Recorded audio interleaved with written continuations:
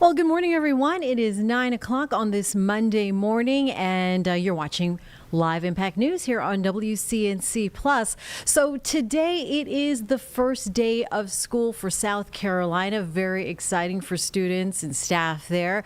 We will be checking in here with Destiny Richards, checking things out there. Nancy Mace, while we're in South Carolina, and now officially announcing her bid to run for state governor. And we're also going to check in with Chris Mulcahy about our weather, because it is going to be warm again after this nice break that we've had for that heat wave last week. Our memories are short, but let's go ahead and now check in with Destiny Richards, who is at Fort Mill. And Destiny, how's it there for the school drop-off? School drop-off was pretty smooth here. We're at the new Flint Hill Elementary School, brand new school that opened up today, and it was really fun to see just students coming in. They had music playing for them as they walked in the building for the first time. But there's a big traffic change that also went into effect today, so that is good news that things were smooth with this change, and that is no more traffic guards at the schools across Fort Mill School District. So the district had announced last week that it's no longer using this third-party service to manage vehicle flow, but while there are no traffic guards, there will still be crossing guards at all painted crosswalks to help students walking to and from school. And then at only some campuses, there's a new right turn only rule. This is in place during drop-off and pickup times, and this is aimed at reducing risky left turns on busy roads. Fort Mill School District says these traffic changes are all about safety, and they're working on long-term solutions as well. All right, that's sounds so far so good with these changes that parents need to be aware of. As far as students and parents, what was your general sense about this first day of school when they were being dropped off? It was really great. It seemed like parents were encouraging their students as they were being dropped off. Some of them walking them to the front door here. It's a new school, so. Obviously some jitters there. It's a combination of other schools that have been funneled into the new Flint Hill Elementary School, excuse me. Lots of different names, Fort Mill, Flint Hill. But yeah, this new school opened because there's just so much growth in the Fort Mill area. It's a growing school district. So this is something that they had to do. The capacity here is right now they have 800 students, about 800, a little bit over, but their capacity is 1,200. So they're really accommodating for even more growth to happen in this area. And yeah, it seems like it was all smiles, definitely administrators and teachers trying to, bring the cheer with music and pom-poms here. But yeah, definitely a very exciting start to the school day. Okay, Destiny. Yeah, easy for you to say. Fort Mill, Flint Hill. Rock. And I went to Florence. This is in Texas, but I went to Florence Hill Elementary School. Oh my goodness! So that's been in my head today too. Oh, that's all in classic. Grand Prairie, Texas. All right, shout out Grand Prairie. Destiny Richards, thank you for joining us from Fort Mill, Flint Hill, the growing school district in South Carolina as kids return to class, but no traffic guards. So something for parents to keep in mind. Thanks for that live report, Destiny, here on Live Impact News on WCNC Plus. At 9:05, things are just, we're coming along with some weather, and it's going to be a pretty cool one. Feeling a little, I don't know, dare I say fall-like, Chris? I think that you can. I can say it, but I wouldn't be right. No, you would be right. Oh, okay. Because this weekend we had a high of 74 and 76. That the average temperature to start off October, 78 degrees. So that is right in the heart of fall, baby. Like seriously, yeah, like early October. It doesn't get more fall-like than that. And temperatures are actually going to fall a little bit more, but I want to show you this graphic. Check this out. 76, 74, as I just mentioned, but where were we before that? 93, 93, 94, 95, 101. Just a wow factor that we've gone from a high last Monday of 101 to a high this Monday right around 80 degrees. So what a difference it is there. So may you be around Charlotte or in Fort Mill, Rock Hill, what a thrill. But even today, this morning has quite the chill. We have some rain showers that are actually starting to fall right around the hills and mills. And it's especially areas west of Charlotte that are going to see most of the rain over the coming days. Rain's going to be the big story, but also rain and clouds coupled together will make things cooler. So it's all coupled into one story where that cooler air is all associated with this. That what you're looking at right now is just widespread rain, mainly down to the southwest of us. And one of the bigger stories, the weather story over the weekend, was the flooding in Alabama that one person actually tragically lost their life. So it really shows that there's another chance for life-threatening flash flooding yet again down to our south and southwest. Current temperatures at 71. I think this is actually the best part of the day. We're seeing a decent amount of sunshine, but as we work our way through the afternoon, clouds are going to increase. So enjoy the sunshine while we have it. There is all in all going to be more clouds in the sky than sunshine or blue sky over the next 7 days. So yeah, this is definitely going to be more of a dreary forecast tomorrow. I don't think we're going to see the sunshine whatsoever. Last time Charlotte actually had back-to-back mornings this chilly though, June 8th and 9th. So it's been a while. 67 degrees is what we hit this morning. Same thing yesterday. And then our highs today, right around 80. Now, here's the deal. The sunshine is going to help us warm up pretty quickly into the lower 80s. But a lot of us with the cloud cover only getting into the mid to the upper 70s. So it just really depends. So as Jane had asked, is like, well, fall-like, is that correct? Absolutely it is, because it's not just tomorrow. Today, September 25th, technically would be a fall day. That would be like day 3 or 4 of the autumnal equinox. And then August 28th is where we actually typically average 67 degrees. So our lows are even more like late August, which is still unusual for this time of year. 80 degrees, 76, 78, then back to 81. That's what we're expecting over the next 4 days, where 81 is literally the last day of summer. So yeah, no, it's not feeling like the month that it should. Well, a lot of us aren't complaining, though, because we're so hot. But the problem is we're not going to have the most pretty days. But in my opinion, I kind of like this weather just because it gives you a chance to reset. I actually was very still active on Saturday. I walked the dog because I had no paw guilt. So that was nice. And even if you have some rain, like tomorrow I think it's more widespread rain, don't get me wrong. But even the light rain that we saw on and off the weekend still really wasn't too bad, too much of a hindrance. It wasn't really a nuisance rain whatsoever. But we are going to see some much heavier rain going forward over the next couple of days. Real quick explainer, cold air damming is the best way that the Carolinas can stay cool. And it's all because of a flow from around a high pressure system that blasts winds out of the northeast. And then meanwhile, you also have moisture coming in from the south. This moisture drives into that colder air and it condenses and precipitates. This allows for widespread rain and can also lead to some big time flooding issues that we could potentially see in the western side of the Carolinas. So that's the major story there. As I mentioned, there was a big-time flooding event in Alabama. Well, eastern Alabama, most of Georgia, and part of the Florida Panhandle are under flood watches for today. And watch these areas of green inch their way a little bit further east over the next couple of days because of our rain potential. The stationary front down to the south, and as I mentioned, there's a high-pressure system in the north, so that's that classic cold air damming, isn't really going to break up. This is just going to feed constant rain, especially through tomorrow and then again on Wednesday. So today and tomorrow, actually it's almost trending that we have more wet hours than dry ones, especially west of Charlotte. Now, the further east you go, it's kind of the opposite. So our excessive rainfall impacts, we do have a low chance for flooding tomorrow and then still a low chance on Wednesday. I think that tomorrow, late day or even Wednesday, depending on what we see, could be upgraded to a moderate threshold because over the next 5 days, I think the bottom line is we're seeing 1 to 3 inches of rain from Charlotte and areas west. Meanwhile, less than an inch likely for a lot of areas further east that you go. But this model that I'm about to show you shows a much bigger impact. Check this out. This is showing even up to 1 inch to 2 inches of rain by noon tomorrow. That's a really wet morning in the western Carolinas. But if I extend this all the way until the early morning hours on Thursday, you're seeing over 3 to even up to 4 inches of rain in some parts of western North Carolina and the mountains. So I just want everyone to be advised that flooding, I think, is going to become the big story, especially if we add another detail on top of this. So let's go through our futurecast, and it'll back up what I just showed you.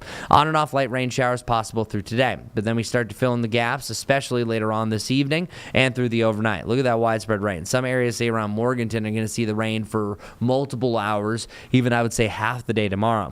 Then by noon, I think that we see a majority of the I-77 corridor taken up by rain, only exclusions some parts of South Carolina, and then on and off rain through the overnight heading into Wednesday. On and off rain heading into your Wednesday late morning in the afternoon, and then on and off rain will also continue heading into Thursday. So it's just constant pulses of rain that we're seeing over the next few days. Meanwhile, I have another thing we're watching. Over the next 2 to 7 days, I think more so close to Friday, we could have a low pressure system right off the Carolina coast. So dare I say our next tropical system? Well, it could happen. So this is showing a low pressure system that moves onshore or around shore on Friday heading into Saturday. This is also not great if you have any beach plans this weekend. So that's going to keep a lot of clouds and rain regardless if it gets a name or not. And I think it still will be pretty breezy as well. This time of year, we're always looking for a closed low. With how warm the water temperatures are, they can quickly circulate into a tropical storm or even a hurricane a little bit later on in the season. So regardless, if this comes to fruition, we break the cold air dam and get warmer by the weekend, but you still have more rain chances. And flooding doesn't happen just overnight oftentimes. It's usually multiple days of rain that could lead to a big time flooding event, or at least the historic ones. Tropical Storm Dexter officially formed at 11 o'clock. Dexter's not going to really hurt anyone, unlike the TV character, Dexter. And that's going to be the northern Atlantic over the next few days. I think it could last well through Friday, so this will be our longest lasting tropical storm of the season. But it's not going to be an issue except for turning up some fishes and, of course, any ships that have to go through there. Next up, you have Aaron, Fernan. So that just to let you know, that one's going to mix a lot of news anchors and meteorologists up. Fernan is how you pronounce that one.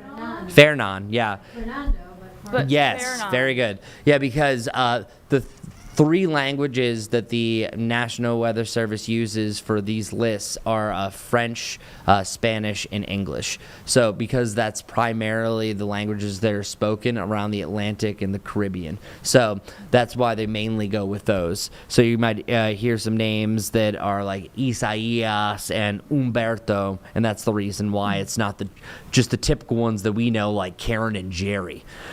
Which, by the way, I mentioned this before. If Karen is a big deal, the internet is going to go crazy with Karen jokes. All right, so our 7-day forecast, wrapping this up with a bow. We have the mid to the upper 70s on Tuesday and Wednesday. Either side of 80 really most of this week, and then we're back to the mid 80s on Saturday and Sunday. We could be back to 90 by about day 9, 10 of the forecast, but that brings us to the middle part of August. So yeah, it's really incredible that we go from 26 days in a row of 90 plus to now more 70s than 80s in the near term, and eventually we'll be back to normal. But yeah, we really flipped the switch, completely bypassed August and went on to September, but at least just for the next week or so. What is up for the first day of school? Oh, I know. It was not motivational down in Rock Hill, No. Fort Mill, and the Ills. And the ills. Let's give you some motivation here. Do you Okay. remember your first day of school? I sure do. We got photos. Is that you? Who's that? Let me see right there. The Yeah. first picture is Yeah. Chris Mulcahy. I don't have the close-up version of that, It's but if you look okay. really closely, I have shorter hair on the top and longer hair in the back. That technically is a mullet. You're partying, party in the back. Yeah, so I didn't know at the time, but I You're also partying. had just recently at that point gotten the cassette tape. There was a single, "Don't Break My Heart," my achy breaky heart. This is actually out in Montana. So I grew up most of my childhood in Massachusetts, but up until the age of 8, I lived in Montana. So this is Great Falls, Montana, okay. Good. and that's good old Daddy Mulcahy. Love you, man. Bring my first day of school. So yeah, no, I remember this day well. I just love these kids. Look at these kids. Man, who are all those people? Who are they? Cuties. Look at Miss Carlene, just Aw, adorable. You are adorbs. Thank you. Total Thank you. I love adorbs. the hair accessory now. Yep. My mom loved putting hair accessories in my hair. It was that age. Yep, and I like my little checkerboard. We both got a little bit of top. gingham going on. I Yeah, got a with a little little bit. heart logo, or another Styling. heart patch on my apron dress. Is the one to the Cute. far right Straight back. James? Gotta be That's our James James. Brierton. Yeah, James Yes. Barton. You guys see here, it's in the Impact Yeah. Studio. I And was Nick, like, of course, Sturdivant had to put in 2. He had to give you two He had to give you photos two to choose photos. from. of course he did. Of course he did. Is this his dual personality? No, I that had is to, true. so I had to show both. Is there a pick and an ick? There's a pick in Yeah, which one?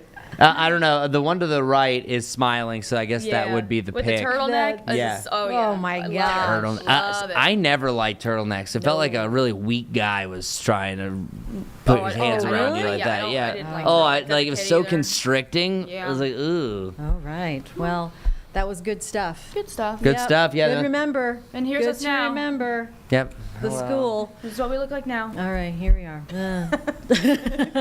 Everyone's still beautiful. Oh, you're Keep it beautiful, childlike. Jane. Keep it I love the childlike. bangs. Never. The bangs. Never grow Still up. rocking the bangs. Yeah, because I have a 4-head. I mean, I should say a 5-head. No, I have a you 5-head. don't. You do not have That's a why 5-head. I have a 5-head. I've known 5 heads. You don't have a I 5 have a head. Sade head. You don't know because I covered it with bangs.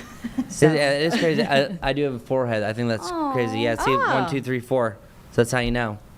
See, No, I Huh? got Really? too much going on. I was gonna. You have a 3-head. Yeah, oh, 3 Carlene head. has a 3 head, 3.5 head. 3.5 head. Yeah, See? there it is. 5. No. People watch her and I'm like, what's happening? Yeah, see, I told you only had a 4 head. No, I have 5. A 5 head? That's all. That's all of it. Do you know what? That just makes you one better than us. I mean, I Or so 1.5. smart. I like You have to a big say brain. it's the room for the brain. Right. It's You're all so the room smart. for the brain. All right, Chris, thank you for bringing us that cooler forecast. No problem. Too cool for school here. Too cool Yeah, for yeah, yeah. school. Yeah, just after 9:15 on Live Impact Studio and WCNC Plus. So we heard from Destiny at the top of our Live Impact stream here, and she was at the new elementary school, Fort Mill, Flint Hill. We're going to get that right. I actually did end up talking to the superintendent last week. Gray Young just announced as the superintendent beginning of July. So a solid month now under his belt in his new role as superintendent. But he's homegrown, Fort Mill. So he is now the superintendent there. Had a great conversation with him. If you missed it at all and what he is looking forward to, the challenges for the school district, the growth of the school district, let's listen in here now. A previously recorded interview with Superintendent Gray Young of Fort Mill on WCNC Plus. Yes, ma'am. Superintendent Young, how does that sound to you? It sounds great. I love this community. I love this school district, and so I'm happy to lead these people here. Our school district was built upon our people and prioritizing those relationships, and it's just such an honor to work alongside these people to do what's best for our students in the community. What are you looking forward to most in this role? I think just working alongside the people in Fort Mill. I mean, not just the people that work in the school district or the students that go to school here, or the parents and the families, but the community as a whole. They take pride in our school district. They've proved that over and over, withstanding the growth, unprecedented growth that we've had. So really just nurturing those relationships with everybody and prioritizing our students and their achievement. You are one of the homegrown, right, at Fort Mill. Yes, ma'am. So over the years, what are the lessons that you can take in what you've experienced that you're going to take into this academic year? I think community. I think working hard. Good things happen when you work hard. And growing up in Fort Mill, everyone takes a lot of honor and value in the people and the students and their achievement. And I think just for me, it's about growing and getting better. We pride ourselves on being one of the top performing districts in South Carolina, but we have room to grow. So it's really looking for those things, ways to grow, ways to get better. Education is such a dynamic field. It's constantly growing, constantly evolving. So we don't have room to be stagnant in Fort Mill. We've got to continue to grow and get better. Yeah, then what are the challenges specifically? So the big one is growth, obviously. We're the fastest growing school district per capita in South Carolina. We're the smallest geographical school district in South Carolina, 53 square miles, which is very unusual to have this much growth in a small area. So I would say that's the big challenge moving forward. But again, our community has supported us over these last 25, 30 years, passing bond referendum after bond referendum. Our school board has supported us. We've had to increase taxes. And our community is standing by us with that because they want to provide the best education for our students. Second is teacher recruitment and retention. It's a national problem. I mean, we're one of the top 6% of places to teach in America. So even with that, we're still having problems, recruiting teachers. So we need to make sure that we're providing an environment for our teachers where they want to stay here when they get here. And then we also need to figure out ways to recruit. We need to come up with some solutions on how we can recruit teachers. One of the ideas, we have many of our students that are graduating from our high schools that are going to college and going into teaching. So maybe we need to start recruiting them at an earlier time. So I would say teacher recruitment and retention is a big one. And then the third one is the achievement gap. Every school district in the country has achievement gaps. We have students that are not performing where they need to perform. We have a 95.8% graduation rate in Fort Mill, the highest in the state. But that means 4.2% of our students aren't graduating. So what are we doing with them? We want to improve our community and continue to have a great community. We need to make sure our students are graduating high school. We have students that are not performing. They're not meeting the standards on the state assessments. So what are we doing for them? We have to have targeted interventions. Even outside of academics, we got to find out why students are not involved in school if they're not in extracurricular activities. So we're going to do some studies there to see if why students aren't involved. Is it because of transportation? Is it because they have to work after school? Is it because they're involved in something else after school? We don't know, but we know that involved students are happy students. We know that they perform better academically if they're involved. They attend school more often, and they're better behaved. How do you find the information to learn about where the are, what these students are doing or not doing to be all that? So we look at our test data, obviously. That's the most common way to look at the data. All of our assessment data, and then we actually we're going to contract with one of our former principals. He's going to come in and do the study on the involvement, the extracurricular activities, and he's going to look at every student who's not involved. He's going to do some small groups, some focus groups, and kind of find out what we can do to get them involved in school. Let's go back to the teachers being so attractive to work in Fort Mill. What do you attribute that to? I think, again, I think our best recruiters are our current teachers because they love working here. We have great school administrators that work hard. Our teachers work hard. Our support staff. Obviously, we want to continue to increase pay because they deserve to be paid more. So I think it's a combination of a lot of things. I think it's just the environment and the culture that we have here, the family culture in Fort Mill. And I think our current teachers enjoy working here, so they're recruiting teachers from other districts as well. For any prospective new teacher, what is your message to them? What do you want to say to them? Enjoy it, love on kids, remember their why, remember why they got involved into this field. It's because they love working with young people. And there's tough days as teachers. Teaching, it's not an easy job, and you have to come to work every day and be on and be ready to give your students everything that you have. And that can be hard to do day in and day out, but if you remember why you got into this profession is because you love working with young people. That's why I got into the profession, and I think that's very important as they move forward. To families and parents, what is your message to them, and what should they expect from each other with any changes here at the school district? Absolutely.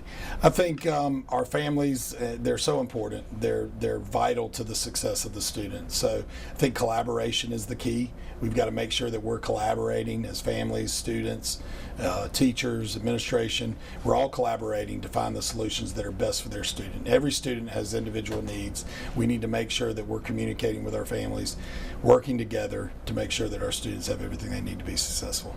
We have to talk about AI. What are the plans? I mean, we can cover so much with just AI, and how do people start thinking about that, wrapping their heads around it? It's kind of hit us in the face this last year, really. Yeah, it really has. I mean, it's really when I kind of started hearing about it. But AI is obviously the next new thing in technology.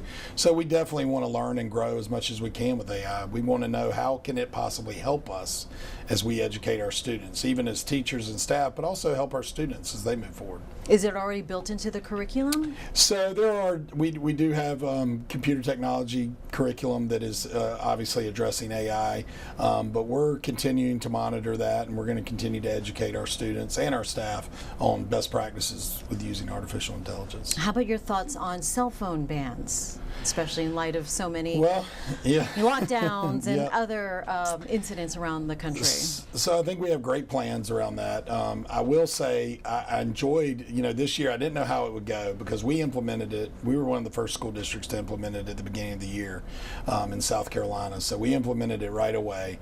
I was kind of nervous. I'm like, oh God, how's this going to go? We're going to have a lot of cell phone violations, and we had some. But it was interesting to see when you're walking around, especially the high schools, and like at lunch, for example, we used to allow cell phone use at lunch, but then they couldn't have them at school at all this year. So when they are not using cell phones, it was amazing to listen to the conversation going on in the classrooms. It was amazing to watch kids walk from class to class, talking, communicating with each other in the old-fashioned way like we used to. It's kind of exciting to see them have to use those communication skills. I think they're gaining valuable skills by not using their cell phones. And cell phones, obviously, there's some things about them that are great and we need to use. But I think in schools, our students are really learning a lot by not having them. There's paying attention more, better behaved. So, and I think it cuts down some of the problems that we've had in schools in the past. Along those same lines, when it comes to parents getting involved with their kids' education, what they're going through during the day, communication from teachers or the particular school or the school district to parents in a timely manner, what do you say? What do you have in the works? I think the communication aspect of it's so important, and we always ask parents to call the school. If there's any issues, make sure you're calling the school, talking to the teacher, talking to the administrators, just making sure that we're aware and we can work together. Kind of like we talked about earlier, our families are part of the solution to helping our students. So we need to make sure that we're collaborating, working together, and they do that by calling us, and if there's any issues, giving us an opportunity to address it. Any other message you want to give students before their first day of school? I just want to say, work as hard as you can. You're going to do great things. We have wonderful students, wonderful families. Be all in with the Fort Mill School District. Our teachers and staff are amazing, and they're going to do everything they can to provide the resources for our students to be successful. All right, congratulations again. Thank you. Yeah, thank you so much. Yep.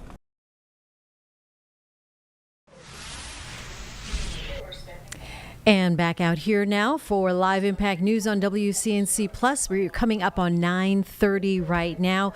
So again, with a critical week, not only the first day of school in South Carolina, but of course for the Trump administration, tariff plans set to take effect this week, beginning Thursday. Jay Gray is checking things out from Washington from NBC News.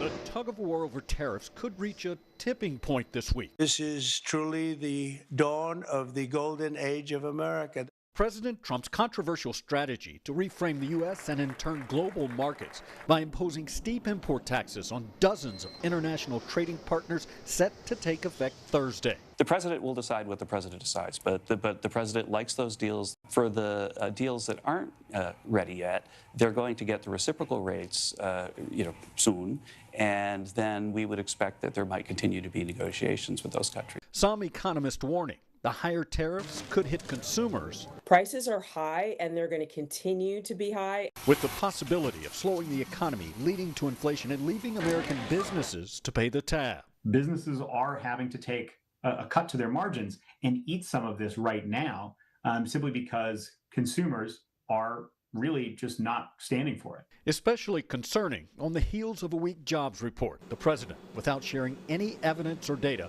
calling the report rigged and firing the head of the Bureau of Labor Statistics. We'll be announcing a new statistician sometime over the next 3-4 days. We had no confidence. I mean, the numbers were ridiculous, what she announced. But the former BLS chair appointed by Mr. Trump during his first term says the commissioner doesn't do anything to collect the numbers. By the time the commissioner sees the numbers, they're all prepared, they're locked in. Calling the accusations groundless and the firing damaging. Jay Gray, NBC News, Washington.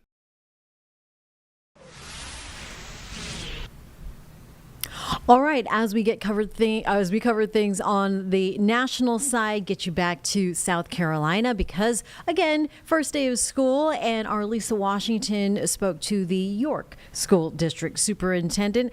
This is their previously recorded interview here on WCNC Plus. So this is your 30th day? July 1st was your first Yes, day? officially. Okay. Yeah, so I did some contract work in June to work with the previous superintendent for transition purposes, which was really helpful. But I've had an incredible first month meeting the people that make this district come to life, kids, families, leaders, both inside of the district office, but also our communities, our school principals, from Rotary to Chamber to today I have an appointment with the city manager. So just really getting to know the lay of the land. And I joked with some other new superintendents in York County a couple of days ago. They said, it's been like drinking from a fire hose. And I'm like, no, it's drinking from a fire hydrant. And so with school starting so early, I mean, we start school this coming Monday on August 4th, and teachers came back this week. So there's just been a lot of excitement there, a lot of hope and optimism about what this year is going to bring. Is being the superintendent is the top position. Mm-hmm. Is it what you expected? Well, it is a position, but I don't see it as an office or a chair. I see it as impact. I see it as someone who can help connect the dots for the great things that are already happening here, addressing any challenges that we have head on, but it is boots on the ground. So yes, I have an office, I have a nice chair in my office, but to me, the best leadership is with people, in the trenches with people. And so that's why I've spent so much time outside of this building, getting to know people, getting to know their story, because everyone has a story, and listening to what has been uniquely tradition here, that are great traditions for students and families, but then also looking at opportunities for areas of challenge. This area is starting to grow. We're in Western York County, and so it's the largest geographic school district in York County. About 60% of the land population or land size is here on this side of the western part of York County, and so we're starting to see growth, and so managing that growth, preparing for that growth. In fact, the district just passed a referendum and so we'll be building a new middle school that's in the works now, and then updating the Early Childhood Center, the Pinckney Street Center, as well as our York One Academy, our alternative school. And so there's a lot going on that happened before I got here, and so leaning into and on the people that are already here doing amazing things. That's what good leaders do. They surround themselves with people who are experts and who have experience, and my job, I see my job as removing barriers, and helping people connect the dots to communicate it well, both internally and externally. So it's, we're in the people business. We're in the business of people. And the superintendent's job is to make sure we cast a vision, and we have a mission and a vision, and here's where we're going, here's where we are, right, and how are we going to get there. And at the end of the day, all of that filters down to the student in the classroom. So all the positions here at the district office, all the partnerships we have in the community, all of that comes together to serve students, which in turn serves families. And there are about, I think, 5,000? Just over 5,000 kids, and growing. Yeah. I was going to say, so let's talk about that growth, because in Charlotte Metro, what we're finding in many of the districts is the rapid amount of growth. This area, this region of the country is really just exploding. How is that one of your biggest challenges, the growth? For sure, because the district hasn't experienced a lot of population growth previously, but because it has the largest land availability, many of that still is farms and agricultural means. In fact, we breaking last month on an ag center that will serve all of York County and beyond. We have a huge technology center here, and organizations like the Future Farmers of America. We have a very large percentage of kids that are invested in that, and their families are invested in that. So we want to make certain that we preserve what has been great about this community, but also embrace the change that's coming without sacrificing who we are as a community. And so for sure, growth is a in terms of school finance and running and operating schools. As I said before, we passed a bond referendum of $90 million, which we are so appreciative of our public and our community. But then the operating cost and teachers, principals, and all the other people that support our schools, that will continue to be a challenge. And if you drive around the city of York and just outside of York, you will see new neighborhoods popping up everywhere. And so we've got to manage that growth and not lose our academic achievement, and innovate as much as possible without losing sight of why we're here, and that's students. And as you said, the students are the most important aspect That's right. of all of this. You mentioned a new middle school, part of the referendum, you'll get the new school. I don't know how many stories we've done about the teacher shortage. Talk about attracting teachers and then retaining them. Yeah, so when I talk about recruitment and retaining teachers, it's twofold. First off, we're blessed. We're fully staffed right now, which is a fantastic, I think, statement of the quality of the school district and people taking care of teachers and supporting them. All right, everyone, we are going to put a pin in that recorded interview with Lisa, as well as the York School District Superintendent, because we have a special guest this morning, guests plural, as kids across South Carolina are heading back to school with new backpacks and really fun supplies. There is one essential item that often gets overlooked. We're talking about clean underwear. something most of us take for granted, but for children living in poverty, it can mean the difference between feeling confident and focusing on your class and being too uncomfortable or self-conscious to focus on learning. So this morning we are joined by Rabbi Amy Weiss, the founder of Undies for Everyone, which is the nonprofit, and Jen Hamilton, North Carolina nurse, whose viral video about compassion sparked a major contribution and donation to Undies for Everyone. Amy is with us right now. Good morning, Amy. How did this program begin? What was the spark that you wanted to start this? Well, good morning, and thank you for having me on. The impetus was really simple. A social worker told me years ago that kids were not getting basics. They were not getting underwear and socks. And she told me right around the holidays in Q4. So I decided I was blogging with the Houston Chronicle, and people sent me some underwear and some socks, a little money, and in 2012 I just decided that this is what I should be doing and made it into a nonprofit. That is so admirable. And Jen, why this video? What was the impetus for you to start this video? I was so disheartened to see so many people celebrating just meanness, being mean to immigrants, or federal funding being cut from really important programs for children, from healthcare. And I just kind of sat down and read from the Bible to people who claim to follow God, and just reminded them of the words of Jesus and the people that we should be caring for. That is truly amazing efforts for both of you. And so tell us how this program, what it does. How can people get involved?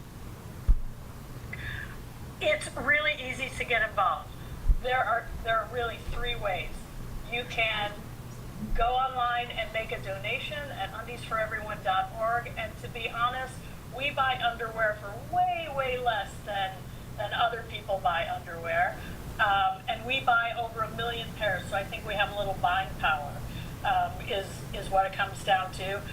Someone can host a drive, or if you are a company or an organization or even an individual, you can sponsor an Undies for Change event where we send flat underwear, bags, and stickers.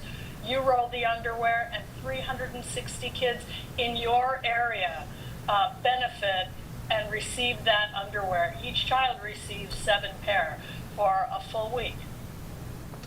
Fantastic.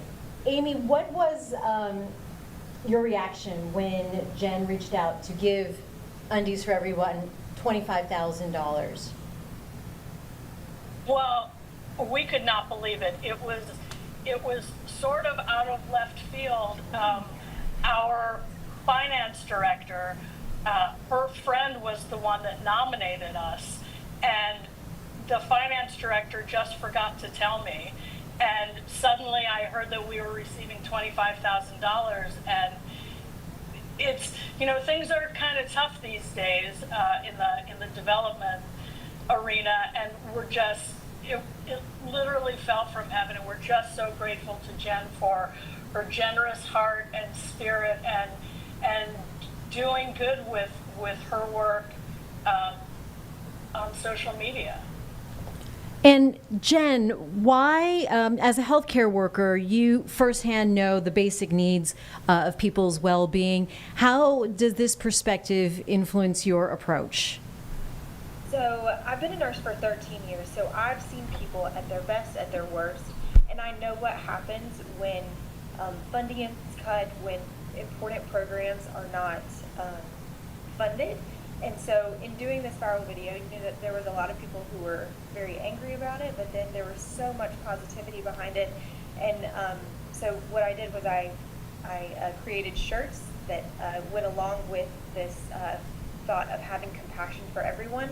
And through the sale of those shirts, we were able to raise $125,000 for 5 different charities, and Undies for Everyone was one of those. And through being a nurse, I feel like it has impacted my perspective on so many things, and just making sure that everyone gets compassion. As tomorrow is National Underwear Day, what message do either one of you have to send about dignity and basic needs?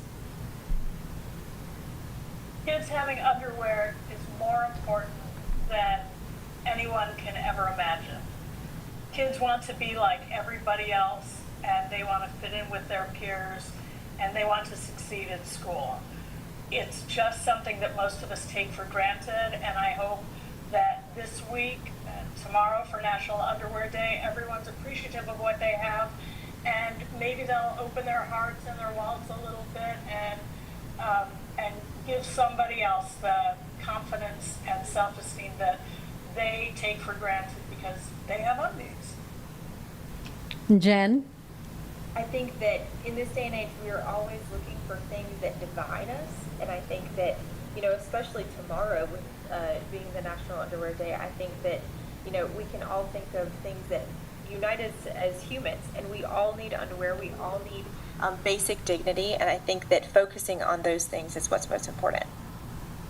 Okay, ladies, thank you so much for joining us this morning. An important message, and again, something that we take for granted here. And it's nice to see the compassion and generosity of our community for the Carolinas doing something like that on a viral video from Jen, and just recognizing the basic efforts from Amy. Rabbi Amy Weiss and Jen Hamilton, we thank you very much for joining us this morning live here on Live Impact News on WCNC Plus. Have a great day. Thank you. All right, hope everybody gets involved. Something that, it sounds maybe jokey at times, undies for everyone, but it's not. Wow, just the basic needs to get them covered. How important is that?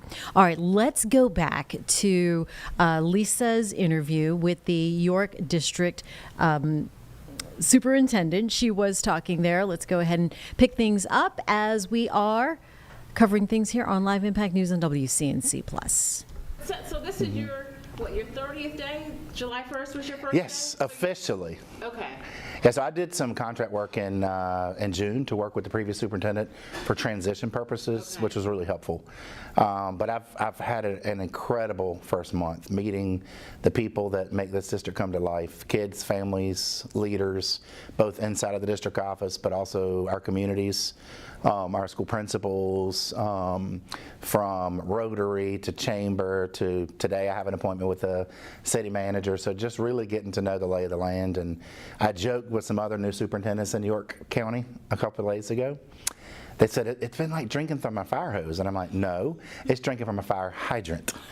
And so with school starting so early, we start school this coming Monday on August 4th, and teachers came back this week. So there's just been a lot of excitement there, a lot of hope and optimism about what this year is going to bring. Is being the superintendent is the top position. Mm-hmm. Is it what you expected?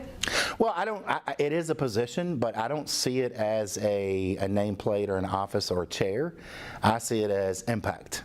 I see it as someone who can help connect the dots for the great things that are already happening here, addressing any challenges that we have head on, but I also see it as boots on the ground. So yes, I have an office, I have a nice chair in my office, but to me, the best leadership is with people, in the trenches with people.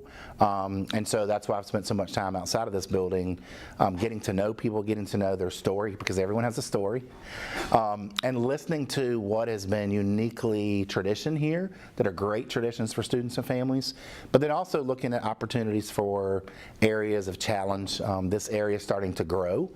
We're in Western York County, and so it's the largest geographic school district in York County. About 60% of the land population or land size is here on this side of the western part of York County. And so we're starting to see growth. And so managing that growth, preparing for that growth. In fact, the district just passed a bond referendum this past fall. The community passed that. And so we'll be building a new middle school. That's in the works now. And then updating the Early Childhood Center, the Pinckney Street Center, as well as our York One Academy, our alternative school. And so there's a lot going on that happened before I got here, and so leaning into and on the people that are already here doing amazing things, That's what good leaders do. They surround themselves with people who are experts and who have experience. And I see my job as removing barriers and helping people connect the dots to communicate it well, both internally and externally. So it's, we're in the people business. We're in the business of people. And the superintendent's job is to make sure we cast a vision, and we have a mission and a vision, and here's where we're going, here's where we are, right, and how are we going to get there. And at the end of the day, all of that filters down to the student in the classroom.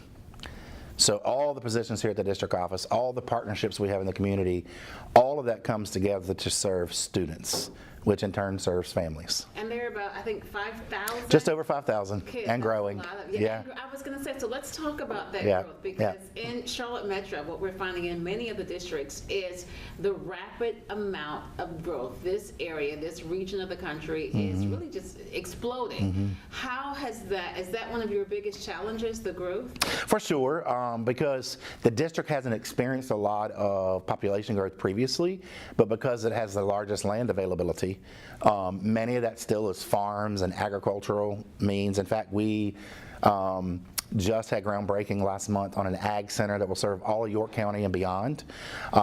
We have a huge technology center here, and organizations like the Future Farmers of America. We have a very large percentage of kids that are invested in that, and their families are invested in that. So we want to make certain that we preserve what has been great about this community, but also embrace the change that's coming without sacrificing who we are as a community.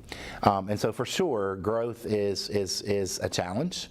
It's a challenge in terms of school finance and running and operating schools.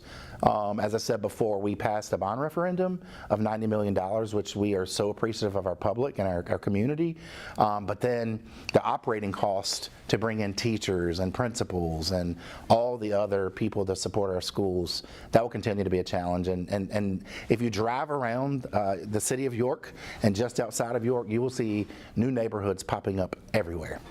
And so we've got to manage that growth and not lose our academic achievement and innovate as much as possible without losing sight of why we're here, and that's students. And as you said, I mean, the students are the most important That's right. aspect of all of this. You mentioned a new middle school, part of the referendum, you'll get the new school. I don't know how many stories we've done about the teacher shortage. Talk about attracting teachers and then retaining them. Yeah, so when I talk about recruitment and retaining teachers, it's twofold. First off, we're blessed. We're fully staffed right now, which is a fantastic, I think, statement about the quality of the school district and people taking care of teachers and supporting them, our school board, to local community partners, to our principals, taking care of who's here. And so I think what gets left out of the conversation sometimes is working conditions. How do I feel about where I work? Am I supported? Am I developed? Am I given the tools I need to do my job? That's important. And sometimes we forget about the working conditions, about how people feel when they drive to work each day and when they leave each day. Do the teachers and our support staff, our bus drivers, all those, do they feel supported in what they're doing, and that they have the tools? That's a big part of the equation. The other is that we have to be compensating in a way that makes us attractive as a school district. And so that goes back to the whole financial piece of how do we recruit and retain. We want to make certain that we're compensating teachers for their value and what they're worth and what they're doing.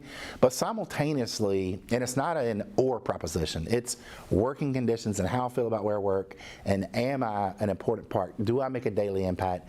And I need to be compensated well. So when we look at recruitment and retention, we look at are we a place where people can thrive and be creative and innovative and make an impact, make a difference? Because most teachers get in the profession because they want to make a difference. They want to make impact on kids' lives.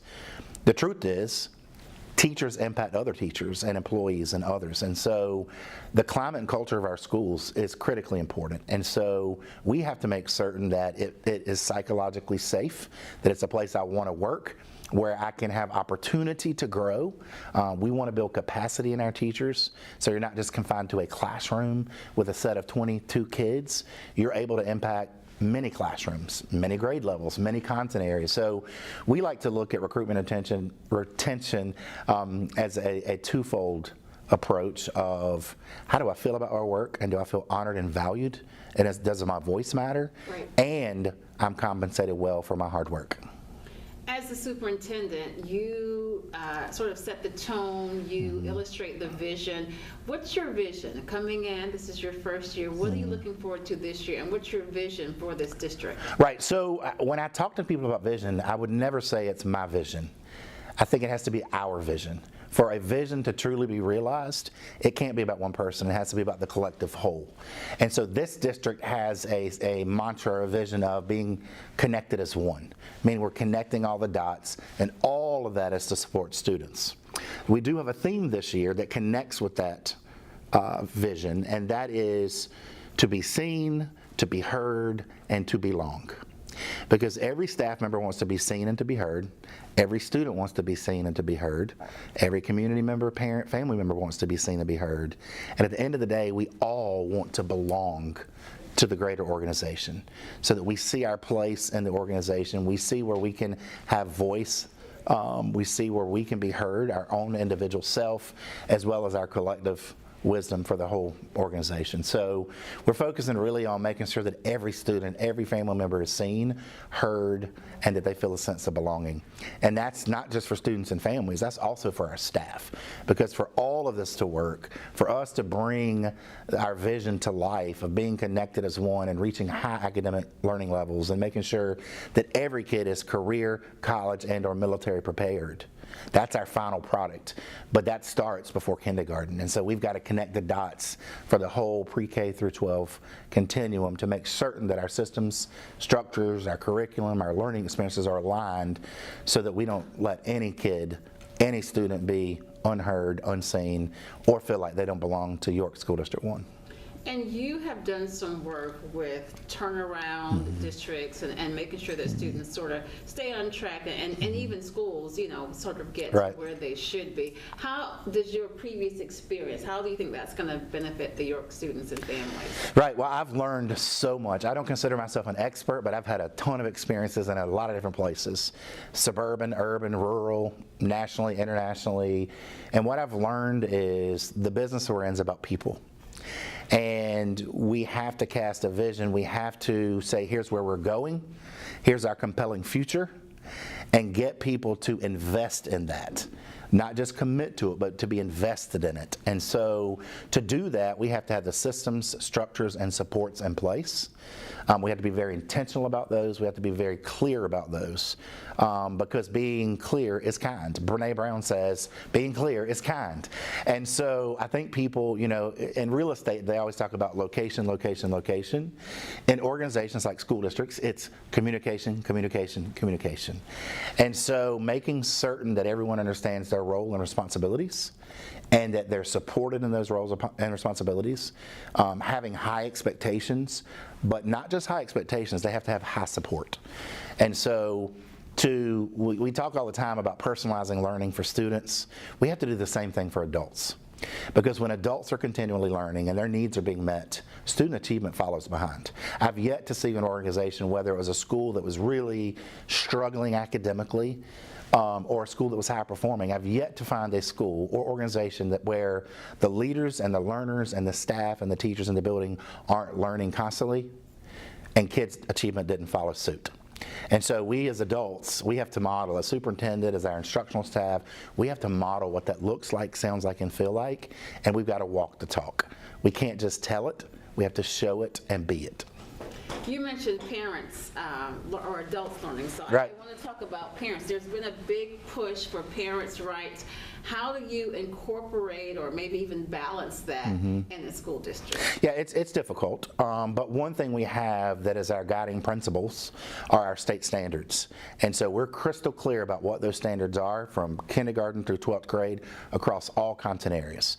All of our curriculum materials have been vetted by the State Department of Education, have had public hearings around the materials, so all those have been vetted, and then our school district gets to choose from the ones that are vetted and approved by the State Board and by the South Carolina Department of Education. So those are the materials we use, and so a lot of that I won't say is foolproof because you could still have questions about it, but we're highly intentional and aligned about what standards we teach and what depth of knowledge is needed for those standards, whether it's math or reading or English or math or geometry, whatever the case may be, we're very intentional that teachers unpack those standards to say, what exactly am I teaching and how am I going to know students learned? And so in terms of the content, the literature that's used in our schools, it's all been through a rigorous process before it ever gets to our school doors. Speaking of content, let's talk about AI. That's all everybody's talking about these days. Yes. How does AI work in a district when you're, for teachers, at different levels? Not just for Right. So AI can be a beautiful tool, right? It really can. It's kind of like the new frontier. I remember I was alive and well in probably college or post-college when Google and the internet came about, and everybody was like, oh my gosh, what are we going to do? And so I feel like in similar ways, that's where we are, except we're on an accelerated path even from that point. So what we have to do is any innovation and technology that comes along, we have to make certain, because during the school day, what we offer students, we've got to make sure it's safe, secure. We have to follow federal laws, state laws to make certain that yes, we want our kids to be innovative and creative, but we also have to do it within the confines of public law and what is espoused from the State Department of Education to what we can and can't do. I used an illustration recently when I was asked by a principal about AI and what's its purpose. There are educationally sound, vetted, protected AI systems, program structures for school districts that are great for teachers, that are very efficient, that help you do lesson planning. You can plug in the state standard and it gives you the depth of knowledge. It gives you all these tools. And so we've got to make certain as building level leaders and school district leaders that we are staying in tune with that to make sure that we're on track and that it's vetted and protected. The other part of it is I was using an illustration or analogy recently. I was like, I might be making a salad in my kitchen and I'm going to get the best knife I have to cut a tomato and cucumbers and onions, right? And that's a great tool. It has a purpose for that. But that tool can also be used to do harm. So what we have to do is a double-edged sword, so to speak. Its purpose is to help me be more productive and efficient in creating my salad. But we have to do the same thing with AI. We've got to make certain that we are staying in tune with and have our filters in place, because what we don't want to happen is for students to be able to get into an area or arena on the internet or in some AI tool that identifies who they are. So we have very tight protections around student identity, FERPA, and other things that protect students' rights as well as families. And so it's a fine balance, but our technology department and our principals, we have software in place that's constantly updating literally every day to make sure that we're doing everything in our power humanly to protect students from information they shouldn't have their hands on. Let's talk about technology, in particular cell phones. Mm-hmm. Your thoughts on the cell phone bans. Right. The kids have their phones, they have their watches, they want that. Your thoughts on that and what the district rules are? Yeah, so basically not district rules, it's state rules, and then districts roll it out based on the state statutes and laws. So I was not in this district when it was implemented last year, but from what I can understand from the people I've spoken to, it went really well. Of course, when we've all been used to, even as adults, our smartphones, it's like we don't even think about it. We just are constantly checking them, right? And it's just like that quick. It's almost like Pavlov's dog, when you hear the bell.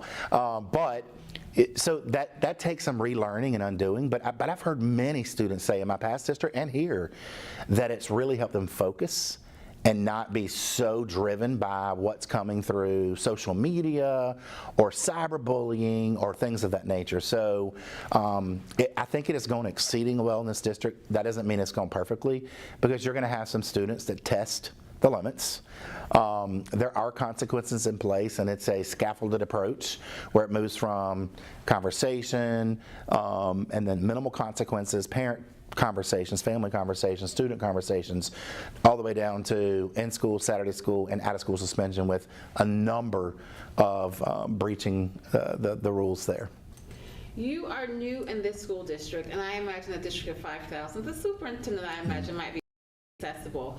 What is your message to the parents and even the students of the district as well with the transition, with the different change and new superintendent? What's your message to them before this upcoming school year? Yeah, I truly believe, and I just recorded a message prior to this one with internally that's going out to our families, and I truly believe our best days are ahead of us. There's so much excitement right now. There's so many things coming together. People are passionate about the work we're doing. We're seeing results in student achievement. We're seeing more and more kids. Like, in fact, next door to our room right now, we have a faculty doing Leader in Me, so that we're building student agency and student voice and student leadership within our buildings, and that's a district-wide program that we're doing through Leader in Me, Stephen Covey's Leader in Me program. So there are a lot of really amazing things going on, but the bottom line is we appreciate parents trusting us to serve their kids every day, and we truly value their feedback on what's working well, areas we need to improve. We don't want one parent or one family member to go with questions unanswered. And so we have many people in place to help answer questions, to help solve challenges, all the way to, we want parents and families, if they have a challenge or an issue, go to the source closest to them. If it's with a teacher, let's meet with the teacher. If it's with a school procedure, let's go to the school and figure out why. If we can figure out the why, sometimes that helps us understand. But the bottom line is, our families, our students are why our organization exists. And so their feedback to us, their trust in us is paramount to everything we do. Are there any changes or anything that's being implemented or starting with this current school year? Anything that's different? So not really any major changes in terms of curriculum, instruction, things of that nature. The one change that's a positive change is a new software app for parents called Parent Square.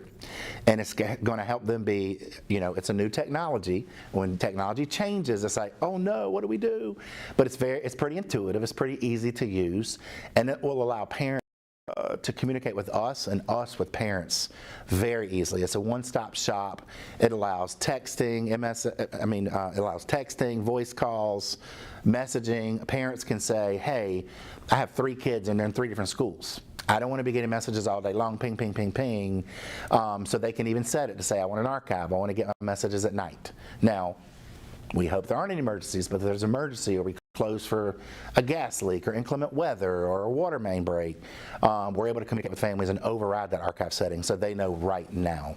But it's a one-stop shop for parents to really help them have accessibility to what we're doing in our classrooms, what their kids are learning, all the way through from the school board all the way down to the grassroots level in the classrooms and the schools. So it's a great tool. It's just anytime there's anything new, we've got to really help people understand it, practice it, promote it until we get 99, 100% participation rate, because that's when you know that our message is going out, but also as equally important, messages are us and we can act on them in a quick and efficient manner. I have 2 kids in CMS, and I have parents Yes. on my phone. It is great, but don't sign up for all the alerts. Correct. Correct. That's why it's important to do the archive setting. Because if someone needs to get you, they can override that. Right. But the archive setting allows families to say, I just want it at night and come all at once. Yeah, not the alerts. That's right. I made that mistake. I learned the hard. Yeah. What is happening to Right, the phone? right. So. It will ping, ping. Appreciate Absolutely. Thank you. No, this has been great.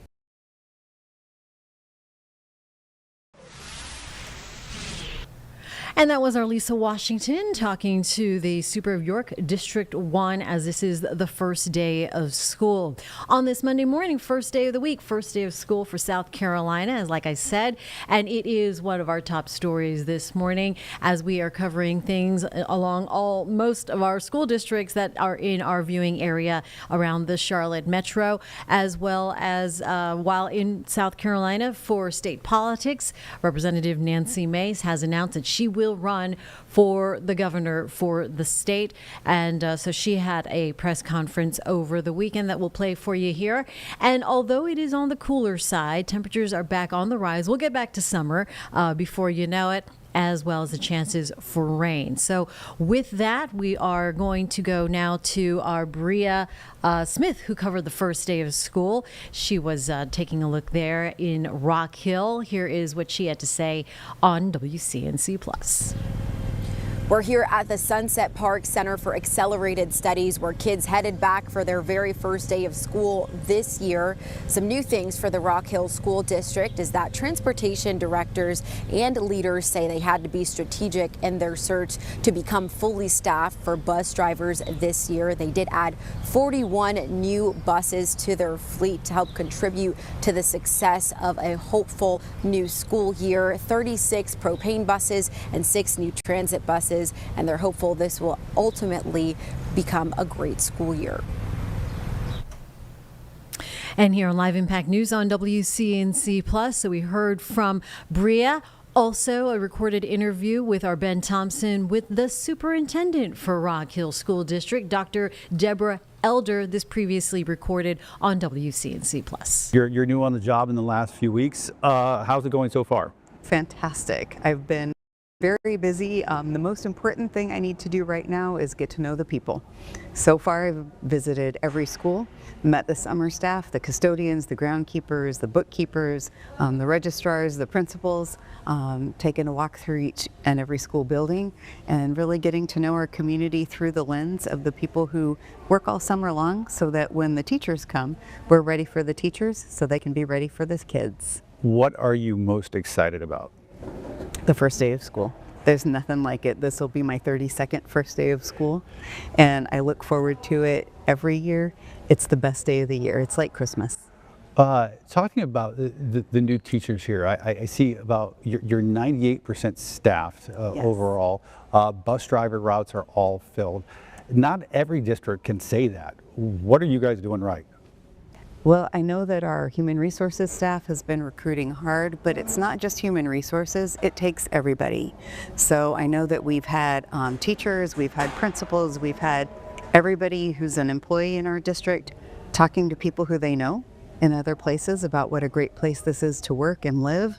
And so we're bringing people in mostly through word of mouth. Talk to me about the biggest challenges you as a new superintendent, but also the district is facing going into this new school year. Definitely student achievement is first and foremost. Parents trust us to have their kids ready to make their own choices when they finish high school. And so to do that, we have to make sure every day is on point in the classroom so that students are ready 13 years later when they graduate for any path they choose. Last year I saw that there were described as 7,000 behavior incidents here in the district. I believe that was up 2,000 from the year before. How is the district going to respond going into this school year? So we do have a robust plan to engage community, engage students in looking at how do we implement the policies we have. Sometimes when you start to really implement, you see those numbers go up, because behaviors that might have been overlooked before become addressed. And so that's not necessarily a bad thing. So are you suggesting there was a reporting issue of more reporting because a stricter protocol? That would be conjecture because I wasn't here. Okay. That's fair. But oftentimes that's the case. If you had a group of parents sitting down with you right now, what would you want to tell them to assure them about your priorities going forward? My number one priority is kids. I want kids to have a great experience in school each and every day, from the second they get on the bus to the second they go home. In class, out of class, in the cafeteria, everything they do, school activities. I want the experience to be one that fosters their growth. Parents trust us. So I think the most important thing I would say to parents is thank you for trusting us with your children. We do not take that lightly. I do not take that lightly. In fact, I take it very personally and never take for granted that trust. What would you describe as your largest academic priority going into this year? Definitely math. I've looked at the data over multiple years. Math is definitely an issue. I know our state has worked on new math standards and new math materials that we're rolling out this year. But math is a huge gatekeeper in careers. Kids who grow up thinking they're bad in math tend to not perform well in math, and they lock themselves out of career options. And so I want education to open doors, not keep them closed. To that point, how is the district going to lean into AI, both from a student level and also the teacher level as well? That's something that's really important to me. I'm just now getting a handle on technology in terms of what are our systems, what are our devices, how do we use them as learning tools in the classrooms, and where are we with AI? I would say it's too early for me to comment because I just don't know yet, but I think AI has great promise for transforming education, just as transforming every other field. So you mentioned devices just then. South Carolina passed a law when it comes to banning cell phones and devices in the classroom.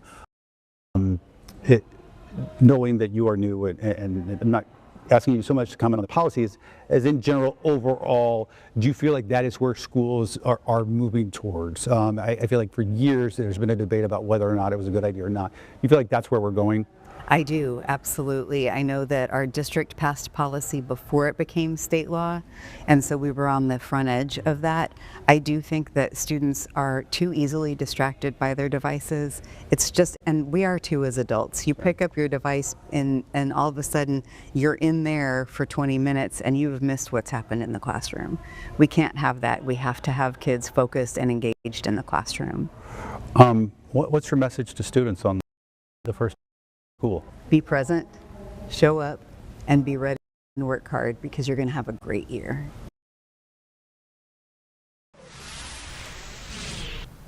You're going to have a great year. All right, that's something we can all listen to and remember. Right now, while we were talking about South Carolina, you might have heard over the weekend that Representative Nancy Mace. This morning. Okay, this morning. She has announced that she is running for governor for the Palmetto State. So she did hold this press conference. This is previously recorded then from hours ago. We'll play this for you in its entirety here as we are at 10:12 Monday morning on Live Impact News on WCNC Plus. Good morning, South Carolina. Thank you for waking up early before you head into work today. It's bright and early, beautiful day here in Charleston, South Carolina, on hallowed ground at the Citadel, the Military College of South Carolina. This morning, I'm making it official. I am running to be your governor of the great state of South Carolina. There we go, baby. South Carolina first. I want to thank Kevin Cunane, who is a 9/11 first responder, firefighter in New York. When he came up here, he was there on 9/11 on day one. So thank you, Kevin, for your service to your country. And the Cesura family. When I met the Cesuras and Sweet Tanner, who was run over by that vehicle on Sullivan's Island, that family brought me to tears. And that's what this is about. It's not about me. It's about the people of South Carolina. I didn't come to join the club. They don't want me, and I don't want them. I came to hold the line. They said, stay quiet. I spoke up. They said, sit down. I stood up. They said, play nice. And I fought back. South Carolina is tired of politicians who smile for the cameras, lie to your face, and then vanish when it's time to lead. I'm not one of them. I'm running for governor because South Carolina doesn't need another empty suit. It needs a governor who will fight for you and your values. South Carolina needs a governor who will drag the truth into sunlight and flip the tables, if that's what it takes. South Carolina doesn't need another politician who folds when things get tough. It needs a governor who will always stand tall, no matter the odds. I've walked into firestorms, and I've come out swinging. I didn't flinch, I don't fold, and you know, I never run. While others played it safe, I said what needed to be said, and I did what needed to be done. This isn't about playing defense. This is about going on offense for you, for your family, for your freedom, and for your future right here in South Carolina. I wasn't built to kiss the ring. I just wear one. I don't answer to the establishment. I don't owe those in the back room a single thing. I answer to the people. And the people, let me tell you, are fed up. I've been all across the state of South Carolina over the last couple of months, and the people are fed up. They're fed up with sanctuary sheriffs who refuse to enforce the law. Yes, that happened right here in South Carolina, where we had leadership across the state, statewide, that stood silent as we had a sanctuary sheriff in our great state letting out illegals who were rapists, letting out illegals who are murderers, and letting out illegals who are pedophiles and child molesters.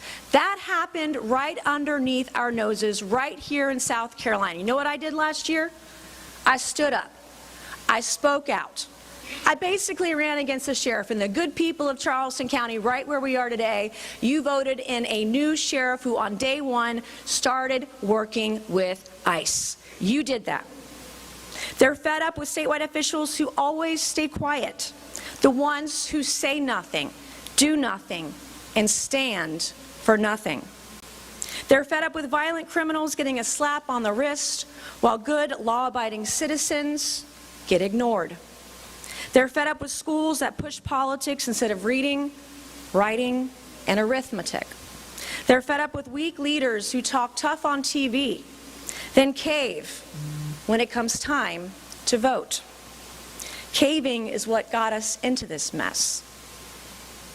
I will never cave. I came to draw the line today and hold it, and we will do this together. So before I tell you where we're going, let me tell you where I came from. My dad was a retired Army general. My mom, who's here this morning with her shades on, looking good, Mama. She's a retired school teacher. She actually taught at the school that I dropped out of. And I made one of the worst decisions of my life, to drop out of school at the age of 17. And my parents didn't coddle me. They said it to me straight. They said, if you're going to stop going to school, you have to start going to work. So I took a job at the fine dining establishment known as the Waffle House. There we go, my Waffle House people. Denny's was a little too highbrow, right, Mom? Exit 203 in Ladson. My first job, I learned how to work hard. And while Waffle House was an important part of my journey, it would not be my destination. So I went from making waffles to making history right here where we are standing on hallowed ground this morning, the Citadel, the Military College of South Carolina, because 26 years ago, this summer, this high school dropout became the first woman ever to graduate from the Citadel Corps of Cadets right here in South Carolina. A college where we don't burn American flags, we salute them. And right here on this hallowed ground, I guess almost 30 years ago, 29 years ago, I came storming into the gate, the main gate of the Citadel, probably shaking, nervous. I asked my father to help me drop my goods off in my dorm in the barracks, number 2 barracks, Paget, Thomas Barracks, and he said no. I had to do it on my own. I remember my parents, my mom, my dad, dropped me off at the barracks here at the Citadel. I asked for a hug. My dad shook my hand. And he said, don't call home if you want to quit. Just put on your shoes and start walking. And I didn't quit because I had something to prove to myself, because when everyone said, no, Nancy, you can't do that. No, Nancy, you will never make it. No, Nancy, you don't have the ability to be successful. No, Nancy, you won't win. I said, watch me. And I learned about having courage. I learned about having discipline. I learned what it takes to lead no matter the odds, because leading a district, a state, a country means you have to do hard work. When you're doing it right, it's hard, it's not easy.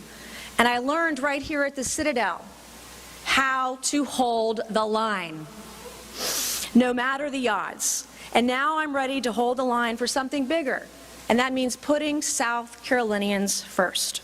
That means putting your families first, putting our workers first, putting our laws first, and our values first. Something that's been ignored for decades here in the great state of South Carolina. Not the illegals who are flooding our state. We have Sinaloa cartel here. We have MS-13. We have Tren de Agua. They are all here.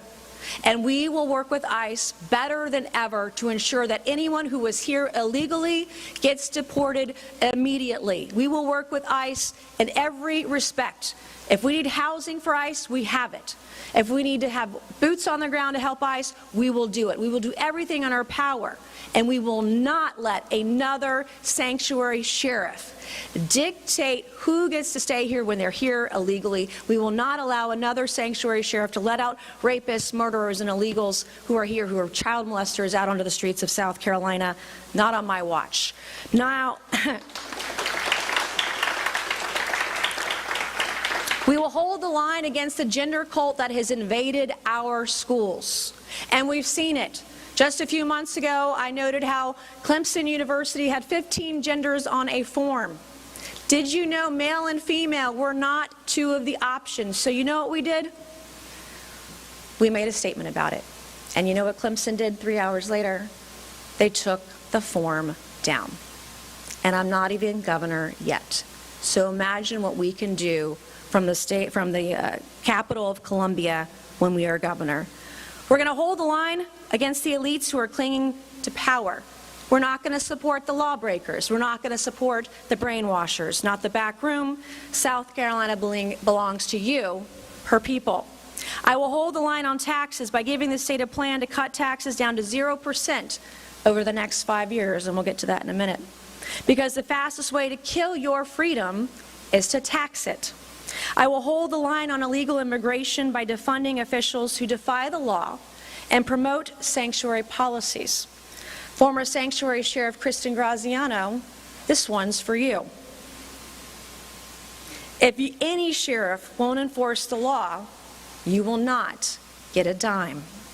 I will hold the line on jobs by punishing businesses that hire illegal labor instead of real hardworking South Carolinians. If you cheat the system, you're going to pay the price. If you're a solicitor and you aren't prosecuting crime, I want you to listen up, because I am coming for you. The days of letting criminals walk the streets of South Carolina, not being charged, not being indicted, not being prosecuted, the days of treating victims like criminals and criminals like victims are over. The culture of coddling criminals and punishing victims is over when we're governor. I will hold the line on women and kids, insanity, and education by vetoing any funding to any college that pushes gender ideology and refuses to define what a woman is. If a school erases women, it erases its right to your tax dollars. I will hold the line for parents, because parents, not the government, get the final say in their child's education. I'm not here to fold. I'm here to fight for you and your values. Together, we will make South Carolina more prosperous, more educated, more healthy, and more safe. This isn't just a campaign, it's a calling for common sense, a calling for courage, and a call to put South Carolina first. So to the establishment this morning and the cowards hiding behind their long written press releases, buckle up. To the radical left, brace yourselves. And to the great people of the great state of South Carolina, help is on the way.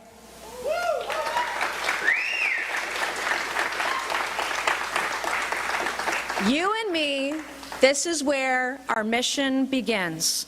God is not done with South Carolina, and neither am I.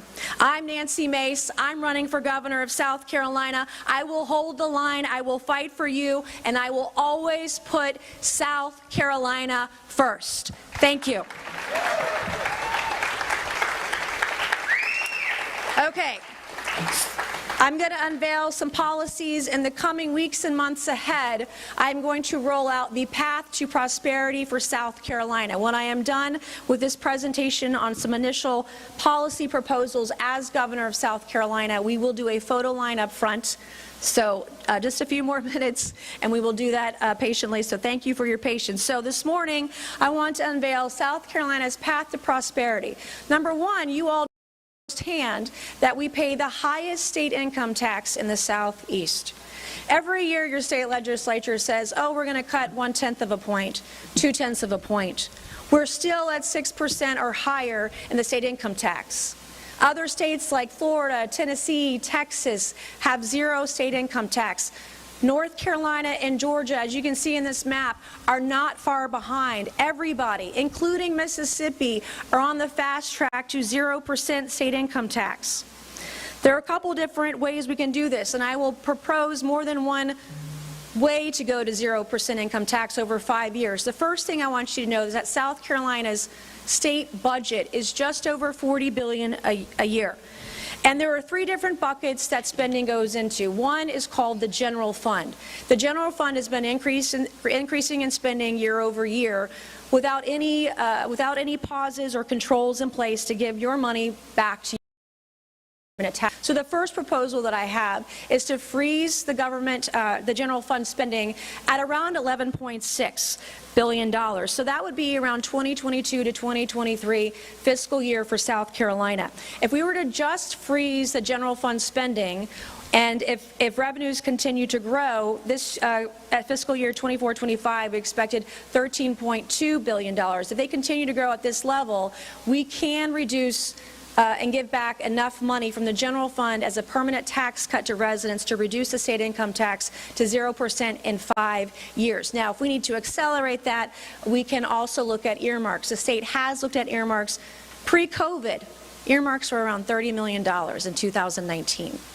Now, most recently, you can see on the chart here, earmarks in the 2023-2024 fiscal year were $700 million. So if we take a look at, I want to get rid of earmarks, but let's just say we take half of earmarks annually and we don't spend them.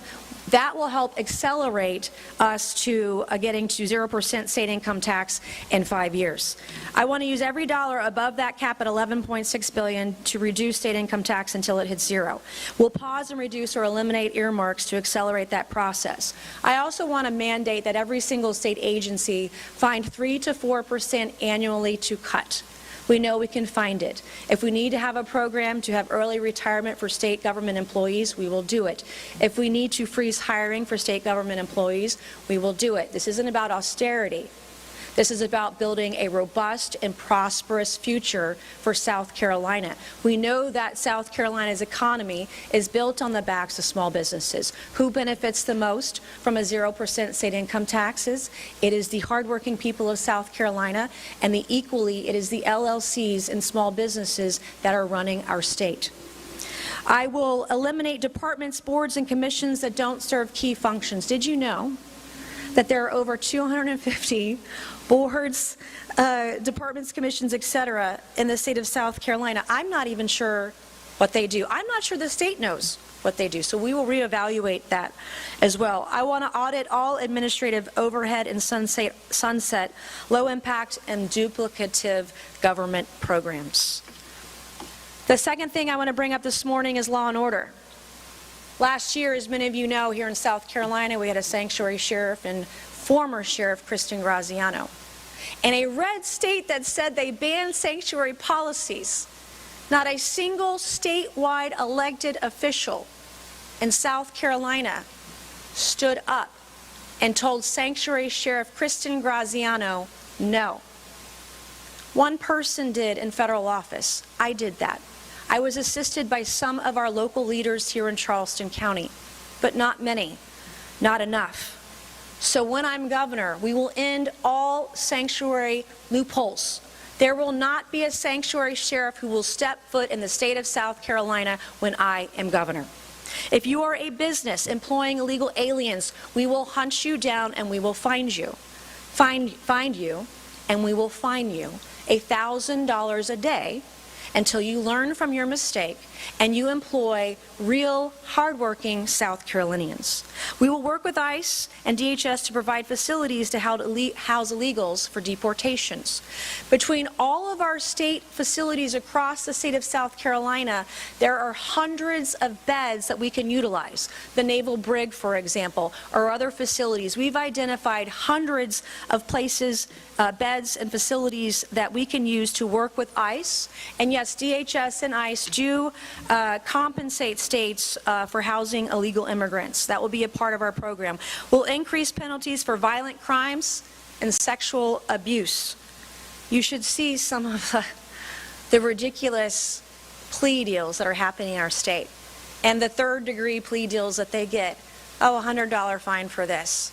And not prosecuting pedophiles. We will increase penalties for violent crimes and sexual abuse. We will expand our statewide statistics, our annual report that is provided to the state of South Carolina via SLED and other agencies. Right now, they only have the ability to tell you how many arrests they're making in every county.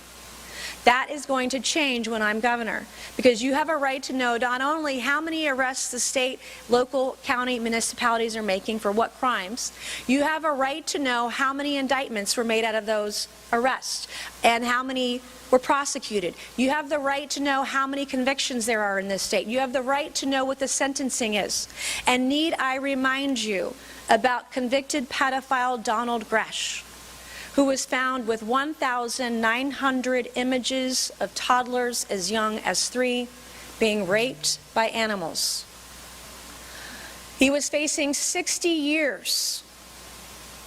And your Attorney General, Alan Wilson, pled down to 1 indictment. He was facing 60 years. They negotiated Donald Gresh. The AG negotiated Donald Gresh's sentencing in 15 minutes. And you know how many days he served in jail? He served 1 day in jail. So the days of pedophiles serving 1 day in jail are over. If you are an AG or a solicitor who thinks it's okay to allow these people to walk the streets and put your kid in danger, that ends, because I'm coming for you.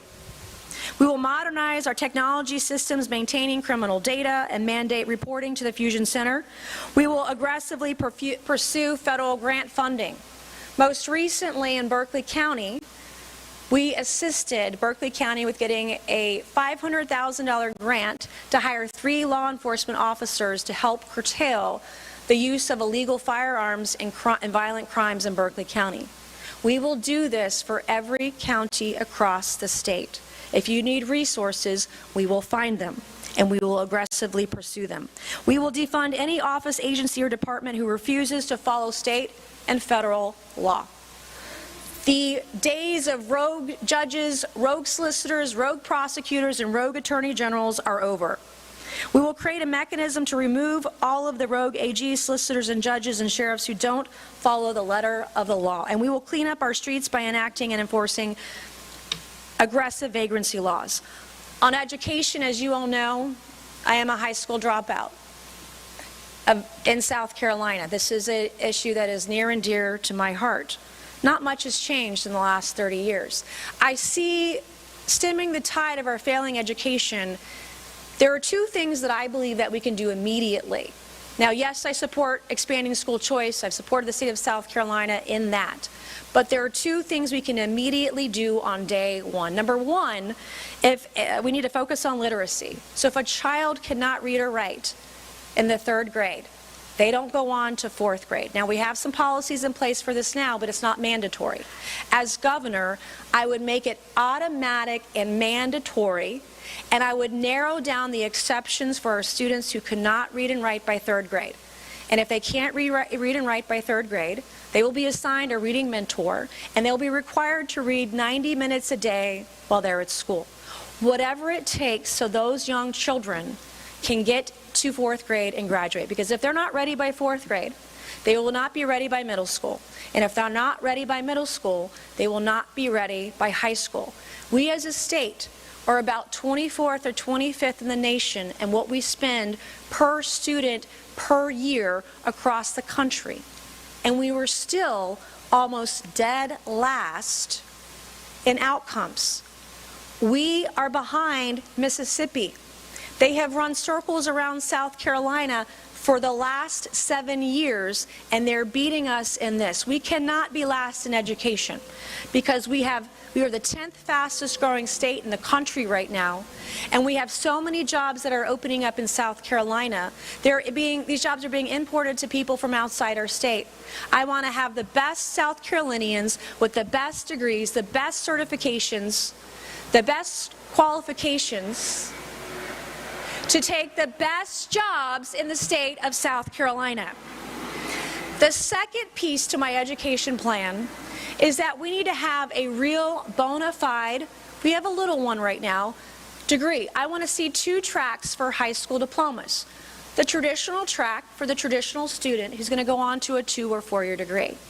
But we need a second, more well-defined track with greater requirements that if a student isn't going to make it to college, that they make it to get certified in a vocation, whether that's plumbing, carpentry, as an electrician or a welder, or getting their CDL, or getting their cosmetology degree. If you are certified in a trade and you are ready for work the day after you graduate from high school, you should be qualified to get a high school diploma equivalent to your vocational training and certification. If you are, and the kids who are listening today, if you graduate high school with a welding certificate, your starting salary at the age of 18 is $80,000. If you get your commercial driver's license certification at Trident Technical College or any community college or in high school and you're ready to drive, as a commercial truck driver, your starting salary in some places of South Carolina is $80,000 a year. If you have your nuclear welding certificate as a welder, your starting salary in South Carolina is $110,000 a year. Who's had a plumber come to their house lately? I don't know about you, but I'm paying about $250 an hour, and I swear to God it's a 2-hour minimum. I'm paying $500 every time my plumber comes over. And my plumber, by the way, vacations in Cape Cod every summer. So I missed out on that gig, but they are making money hand over fist. The same thing with electricians. We don't have enough people for these jobs from South Carolina. I want our kids and our students certified for those jobs when they graduate. We're going to ban child porn in libraries. You should see some of the books I have seen recently. We're going to expand adult education as well. We are going to ban pronouns in the classroom. I don't want to see any glitter parties. I want kids coming home with A's and B's, not they and them. We're going to have tech-free school zones. I want to protect teacher wages. And let me be very clear, no state dollars to any K through 12 school, college, or university that teaches there are more than 2 genders. We will not fund any schools that allow biological men in women's bathrooms or locker rooms, that allow men to compete in women's sports, or schools that push gender ideology. Let me tell you today, as governor, you will be cut off. And when it comes to women and children, I want to increase fines and sentences for violent crimes and sexual abuse. We're going to prosecute all crimes, but especially those against children. Donald Gresh is not the only case of a convicted pedophile let off for 1 day in jail. I want to ensure that SLED and all of our men and women in blue have the resources, staffing, and technology to process rape kits and do for all their forensic lab work without delay. We're going to stop treating victims like criminals and criminals like victims. We will follow federal guidelines for trauma-informed investigations and treat victims with dignity and respect. I want to review and audit South Carolina's child welfare system and build out a strategic plan with measurable outcomes. No child left behind. And I will sign a bathroom bill into law because mentally ill men don't belong in women's spaces. I recently, in the National Defense Authorization Act, got passed an amendment that would make child rapists in the UCMJ Uniform Code of Military Justice, would give the death penalty for child rapists. That is something else I support. The last two I want to talk about are infrastructure and energy. As you know, our roads are crumbling. I want to audit SCDOT spending. I want to aggressively pursue federal grant applications for infrastructure. What the media won't tell you, they want to write articles about my memes and my pajamas, but they won't tell you I'm actually in the top 1.59% of members of Congress who write policy and legislation. Wouldn't you know that I write 2 to 3 bills a week in Congress, but the mainstream media, the fake news on the stage behind you won't tell you that. They also won't tell you we have probably gotten more grant funding than anybody else in the state of South Carolina. Recently, we helped assist get the largest infrastructure grant in South Carolina history. That was $195 million for Long Point Road. We recently helped Dorchester County get funding to the tune of $24 million. And in Beaufort County, we helped the airport get over $20 million in grant funding. The list goes on and on and on. Authorizations, appropriations, whether it's for veterans or citizens, we've done it all. We want to expedite permitting reform and increase communications with the Army Corps of Engineers. Something I have learned is it's not just our ideas, but we're not shovel ready. We're not shovel ready because of the roadblocks in permitting, and I want to be sure that we have the Army Corps of Engineers on speed dial. What the mainstream media will not tell you is that when people have called me asking for help, whether it was for a bridge, whether it was for dredging in Berkeley County, if they needed help, wouldn't you know that day we called the Army Corps of Engineers and we got those permits expedited within 24 hours. We will do that as governor, and we will do it for every county in the state. When it comes to energy, we have an energy crisis on our hands. And a few weeks ago, our state actually had to shut down a few facilities to keep up with the energy across the state. We need to reduce our energy costs through efficient infrastructure. We're going to get creative using dynamic line rating, distributed energy resources, consumer choice. We have to avoid the costly failures of the past. BC Summer cost the state $9 billion for a nuclear facility, and we have nothing to show for it. I will have an all-of-the-above approach. I would like to take advantage of all of President Trump's EPA reforms.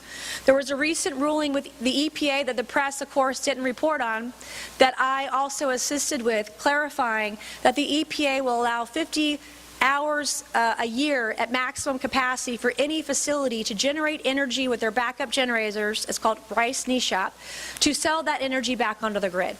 Any facility in South Carolina, I want to work to ensure that you understand what the Rice NESHAP policy is. You can generate energy with your backup generators, sell it back to the grid, whether it's the airport, whether it's data centers or other facilities who have that backup generator energy. We're going to make sure you're able to sell it back to the grid and provide energy for our state. We'll streamline regulations and avoid radical environmental mandates and collaborate with the PSC to meet our growing energy demand.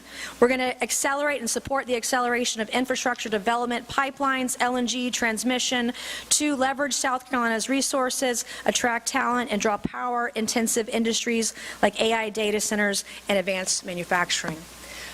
In the coming weeks and months ahead, we'll be rolling these policies out, white papers, etc. I wrote these ideas myself. I've talked to policy experts. There is no bad idea. And if you have an idea, we want to hear from you. So please tell us at nancymace.org. We're here today if you want to buy swag. We've got Peter checking people out at the end of the day. I will now ask my staff to create a line over here so we can do some photos before it really starts raining. I love you. I appreciate you. We need all the help we can get. God bless you, and God bless the great state of South Carolina.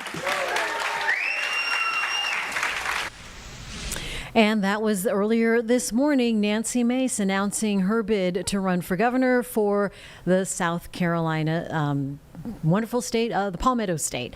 Right now, while we're in South Carolina, first day of school, you know that, and we have talked to the superintendents there. Our last one to replay for you today is the one with the Clover School District. Our Lisa Washington spoke to her. This previously recorded on WCNC Plus. This is year 8 as superintendent, and it's been a great ride. That's the first thing I have on here. This is your 8th year superintendent. What is that like? Does it seem like it's been 8 years? Because you were in education, you worked for the state for a while. Being superintendent 8 years, you're, I guess, settled in now? I feel settled in, but you know, we like to say that the COVID years were like dog years, so I'm really kind of considering this year 18 for those 2 years of COVID were tough. But no, this is home now. My children graduated high school here, and even when I worked for the State Department, I lived here. So this is where I always wanted to be, and I'm just so glad to be serving 8 years in. What are you looking forward to this year? I know you have a lot of things going on in the district, the growth, the new schools coming next year. What are you looking forward to with the start of this school year? Well, a couple of things. Our theme at Convocation this year was all in, 100% committed, 100% together. And so we're really trying to lean into this idea that all kids are successful, all staff can be successful, and we can do it as a family, even though our family is growing. So we're going to be adding high school number 2. It's always hard to go from a 1 high school town to a 2 high school town. Middle school number 3 and elementary school number 8. And so all that will happen as this year rolls through. We will draw attendance lines and we will staff those schools. So as we're trying to say 100% together, we'll also be doing some dividing. And so our theme was really special this year to try to remind us our community will respond if we handle this well, and we've got to be together. 1 school is a lot. Yeah. You're talking about 3 at one time. We were able, over the course of several years, to put money in a building campaign that is funding a lot of the furniture, the fixtures, the equipment. So about $17 million of that, of the new school funding, our district saved over time. So that's going to help. But it's just when you double in utility bills and you double sports programs, all of those things will be things that we have to bring in the next year's budget. So the next year's budget's going to be an interesting opportunity for us to figure out how much we can really do to keep costs down, but also fund these new schools.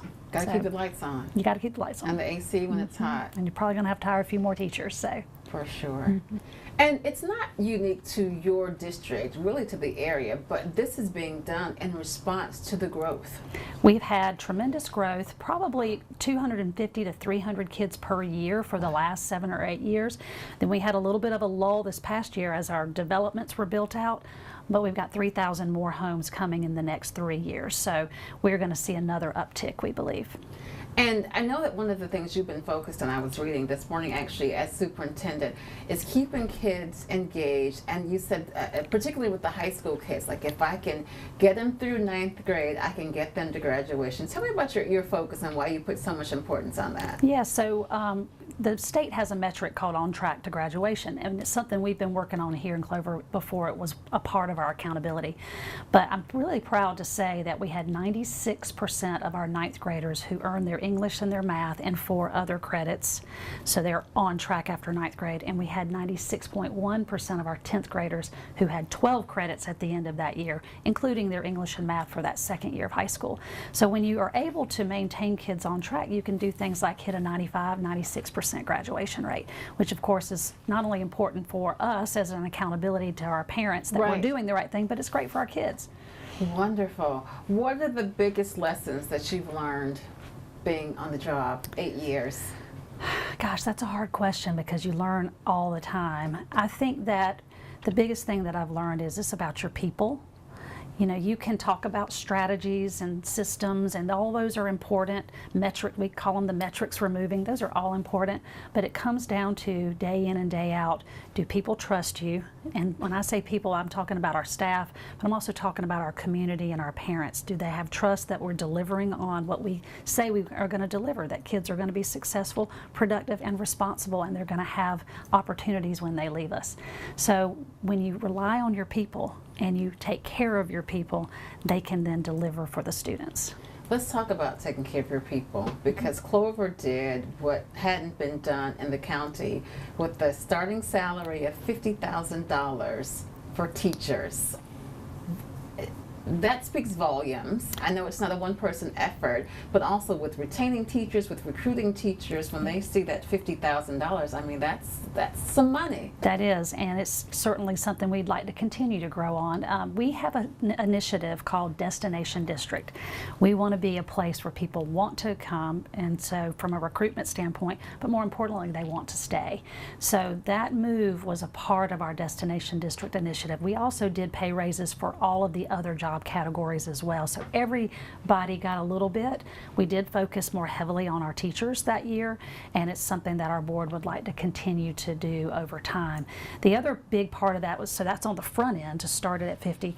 We also began to add steps on the top end. So we used to cap out at 23 steps. We've added all the way up to 28 steps. We'd love to take that out to 30 and 32 steps because we're not going to recruit enough teachers to get out of the teacher shortage. They're just not coming out of college fast enough. We're going to have to keep our veteran teachers. So it really is both of those two things. How does this school year look as far as like staffing positions with teachers, other staff? We are almost completely staffed, knock on wood, because we have had some late retirements here in the summer or late moves. A lot of teachers will move, get relocated. Their husbands or wives will get relocated. But we're almost fully staffed. We have a couple of special ed positions that we're still trying to interview for. But we really do benefit from our location at the top of the state. We can recruit out of Gaston. We can sometimes recruit out of Charlotte when teachers retire and want to come and still work. So that's a solution for us to be on the border.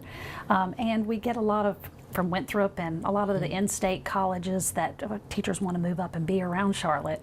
So we tend to be a district they look at. Is that the biggest challenge? Was it, recruiting teachers? Like, what are some of the biggest challenges? We've done pretty well on the recruitment side. I can honestly tell you that the retention side is really where we need to focus now, because again, teachers have options. They move, they get married, they have their own families, and so we really have to work hard to keep the incentives in place that will keep them. So for example, our teachers can bring their children here to work, to school here, so that when they come to work, their children can come to work. We have the largest 4K program in the area, so we have over 320 full-day 4K children. Wow. So every school has 2 to 4 pre-K classes, and that's a benefit when your children can start in pre-K. We really, really work hard. We hire more teacher assistants than any district around us, which there's secret sauce in that. When you have support and help as a teacher, you're not alone in the classroom, that's an incentive to keep working here. So those are some of the things we're trying to do to make sure we can retain our staff.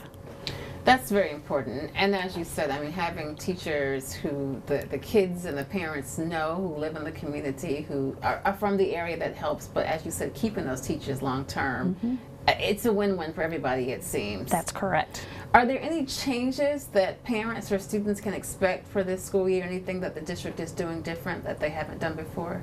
No major changes. I think the biggest change we're going to have is the attendance lines that will start in August. Okay. So that's been the top of everyone's mind. When are you going to let us know what schools our neighborhoods are going to be zoned for? And our board has a pretty aggressive timeline for that.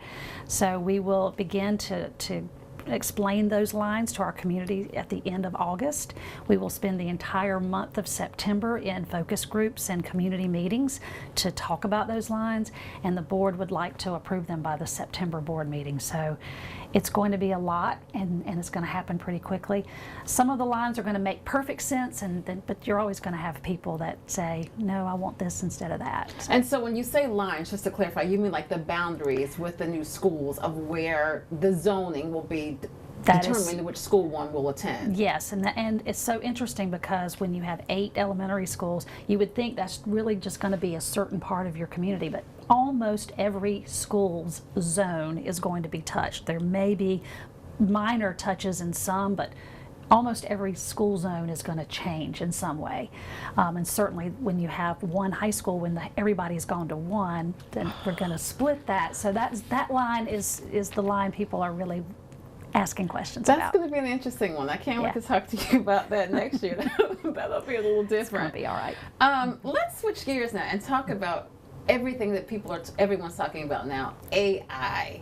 How is that integrated into your school, into the classroom, to day to day? Is it something that the district is embracing, or? It is something we're embracing. I will say that we have slow played a little bit in terms of just trying to use it in responsible ways. It's a tool. We have Copilot on our email, and we certainly use it when we have to, write lengthy things, give a speech or things like that. Our teachers are the most creative with it. So in a pre-K class, for example, we had teachers, they teach the children Old MacDonald How to Farm. The kids learn that tune. And now we're going to study seasons, and you can have AI help you write a song to the seasons, to the tune of Old MacDonald How to Farm, so the kids can continue to sing things that they know but get their different content in another way. So just quick ways that I've seen teachers just employ it so that they don't have to work harder, they can work smarter. Well, let's talk about parents now, because so often we hear from teachers saying, it's important for parents to be involved. We can teach the kids, we can work with them, but we need the parents as partners. Yes, our parents are amazing. Let me just go ahead and say that. Okay. Largely supportive of our schools. We have school improvement councils and PTOs at every school, and that's pretty typical. I have a parent advisory committee that every year we meet with them 6 or 7 times. We co-create what I call the curriculum. I get 3 topics, they get 3 of the things that they need to know more about, and we work together to try to co-decide how we want to work together and make changes in our district. So that has been very, very positive. I find that our parents are really asking a lot of questions about time on devices. They want to be sure that kids are getting good play time as well as device time, and so we tend to have lots of questions and comments about that. Our parents truly support our kids as readers, so we have lots of books that go home, and our parents are very good at helping students, making sure they're reading. So we feel very blessed here with our parent support. So it's not hard to, I guess, find a balance.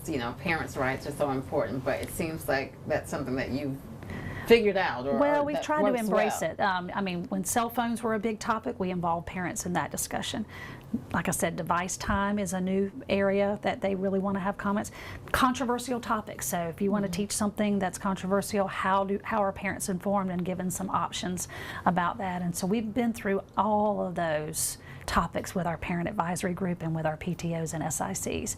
And I think we're in a good place there. You mentioned cell phones. What are your thoughts on the cell phone bans? I'm not sure what your school district's policy is specifically, and how does that work with parents and students and finding a balance with that? Well, so our state passed a law, Free to Focus is what they called it. And so we have a complete cell phone ban. Now, when I say that, students can bring it, but it must be put away from the time they walk into the door and the first bell rings until the second bell rings at the end of the day. And so we've always had that at elementary and middle. That wasn't new for us. Right. Now, the watches, I think I was telling you, that has been, not being able to get on your watch, that has been something that's been new. High school, it was a bit of a learning curve, so we pulled our discipline reports. Before the cell phone ban, we had maybe 12 phone infractions. Okay. Guess how many we had last year? Before the ban, you had 12? 40. No, well over 200. 200? So why? Because teachers were enforcing the rule. And that was the previously recorded interview between the Clover superintendent and our Lisa Washington. The rest of that, if you've missed any of it, is on our website, WCNC.com, or on the app, which you have downloaded to your Roku, Apple, or Fire TV. Coming up at 11 on our secondary channel, by the way, on the Plus app, is the state auditor holding a press conference in North Carolina on some of the findings around DMV. So if you are interested in that, you are welcome to watch that live as it comes into the WCNC Charlotte newsroom. Otherwise, Charlotte Today is up next. We appreciate you watching Live Impact News on WCNC Plus. Have a great Monday.